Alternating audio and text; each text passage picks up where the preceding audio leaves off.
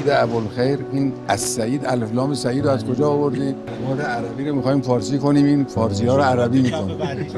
هر روز شارژ می‌کنیم همیشه علاقه به ایران اینجوری تحقق پیدا می‌کنه. تصور نباید بشه که زبان فارسی نماد ملیت ایران نیست، چرا هست؟